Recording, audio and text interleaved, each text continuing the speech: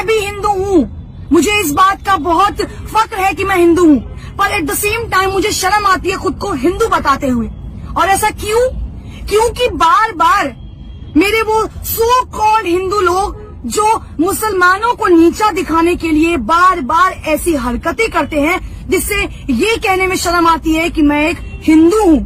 अगर लड़की छोटे कपड़े पहनते हैं तो यही वो लोग हैं जो सबसे पहले सवाल उठाते हैं कि लड़की ने छोटे कपड़े पहने थे इसलिए उसका रेप हुआ। लड़की अगर ब्रा या पैंटी में चलती है तो उसका रेप हुआ। अगर लड़की हिजाब में चलती है तो आप लोगों को इस बात से क्यों तकलीफ है? अरे तुम खुद को राम भक्त बताते हो, शर्म आनी चाहिए तुम्हें। अरे काय के राम भक्त हो यार तुम? केवल रोड पर श्री राम के नारे लगाने से, हिंदू काटे जाने से, मुस्लिम काटे जाएंगे, राम राम चिल्लाएंगे जैसे नारे लगाने से तुम हिंदू और राम भक्त हो जाओगे? सवाल उस सरकार पर उठाती हूँ जो बार बार चुनाव से पहले हिंदू मुस्लिम करती है। अरे क्यों भाई? रोजगार के मुद्दे पर आके लड़ो ना चुनाव। क्यों तुम्हारा चुनाव से पहले ये हिजाब, ये हिंदू मुस्लिम, ये नारे तुम्हें तकलीफ देते हैं? क्यों दे होंगे? जो कमेंट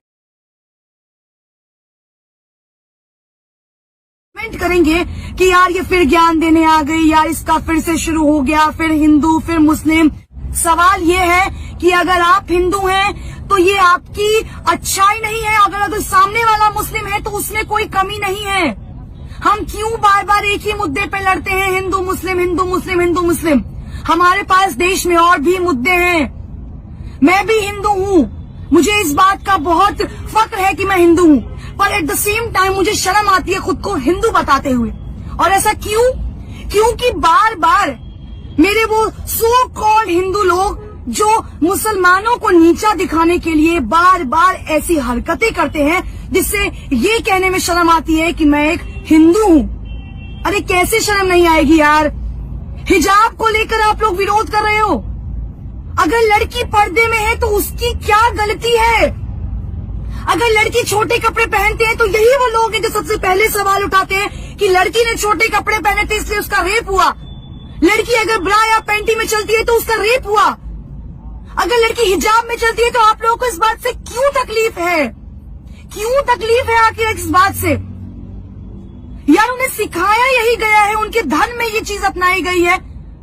अगर उस लड़की को हिजाब पहनने से दिक्कत नहीं है तो ये हिंदू आदि खुद को बताने वाले, राम भक्त बोलने वाले, अरे तुम्हें किसने हक दिया है एक लड़की पर ये इस तरह से पूरी भीड़ इकट्ठा करके एक लड़की को डराने का?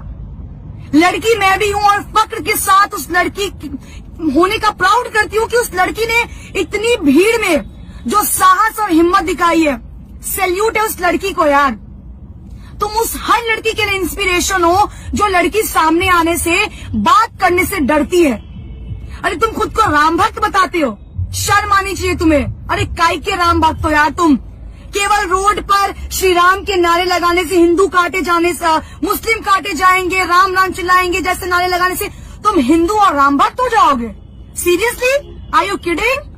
नो ब्रो नो, नहीं होने वाले आप राम भक्त। कौन सा तुमने भगवत गीता पढ़ा है जहाँ ये बोला गया है कि दूसरे धर्म की महिलाओं को, दूसरे धर्म को नीचा दिखाओ और खुद को ऊपर लेकर आओ? तुम्हारे माँ बाप ने तुम्हें शायद यही सिखाया होगा कि अपना धर्म अपना है और दूसरों का धर्म नीचा है। यही सिखाया ना तुम्हें? सवाल उस सरकार पर उठाती हूँ जो बार बार चुनाव से पहले हिंदू मुस्लिम करती है। अरे क्यों भाई? रोजगार के मुद्दे पर आके लड़ो ना चुनाव।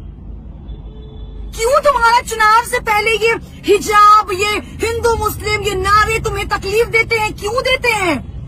अगर 100 की भीड़ में वो बंदा जय श्री राम के नारे लगा सकते हैं तो ये एक लड़की खड़े होकर अल्लाह अकबर क्यों नहीं कर सकती है?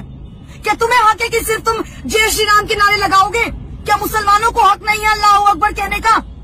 तो कटवा के बना दो उन्हें हिंदू। तुम्हें इतनी प्रॉब्लम है उनके मुसलमान होने से तो बनवा दो उन्हें हिंदू, या उन्हें धक्के मारकर इस देश से निकाल दो। क्यों गाते हो सेक्युलरिज्म का नारा? क्यों लगाते हो सेक्युलरिज्म का नारा जब तुम्हारे देश में ही एक धर्म को नीचा दिखाया जाता हो बार बार? कहाँ है वो भाजपा के नेता?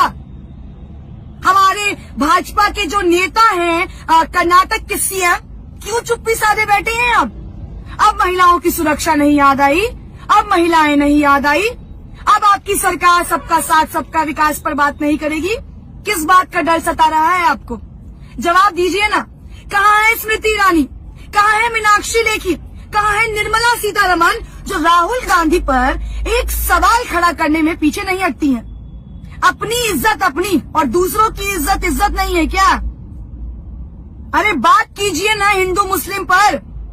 क्यों नहीं आके सामने से हिंदू मुस्लिम करते हैं? क्यों हर बार चुनाव से पहले उन गुंडों को छोड़ देते हैं जो आपका काम करते हैं? इतना ही शौक है ना लड़ने का तो सामने आकर लड़िए ना। क्यों पीठ पीछे वार करते हैं? किस बात का खौफ है?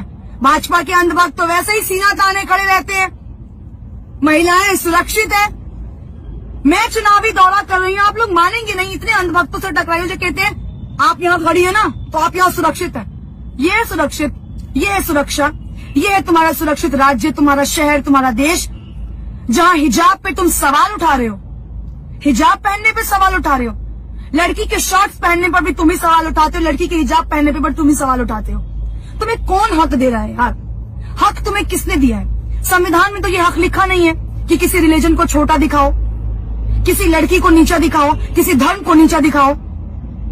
तुम्हें राइट दिया है उस सरकार ने जिसको तुम वोट दे रहे हो। तुम्हारे पे बंदूक चला के सरकार सत्ता में आ रही है और ये सरकार तब तक इस नीचपन पे आएगी जब तक तुम जैसे अंधभक्त उनका साथ देते रहोगे और हिंदू मुस्लिम करते रहोगे।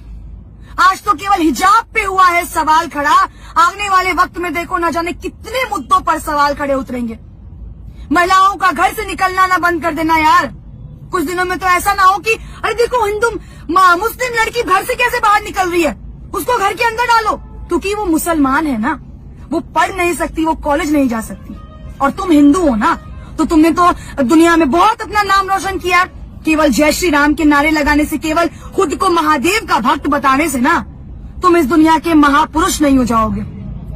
उन सभी वीडियो देखने वाले लोगों को मैं एक सवाल आखिरी में करना चाहूंगी। अगर हिंदू मुस्लिम करने से इस देश का विकास हो रहा है तो मैं कहती हूँ हर रोज हिंदू मुस्लिम करो, करो हिंदू मुस्लिम। आज तो एक लड़की को शिकार बनाया है, 10 लड़कियों को शिकार बनाओ। अरे शर्म करो यार, नीचपन की भी हद होती है और कितना गिरोगे तुम लोग? शर्म करना और थोड़ा सोचना अपने बारे में कि जिस सरकार के लिए काम कर रहे हो आने वाले वक्त में इससे बुरा हश्र होगा।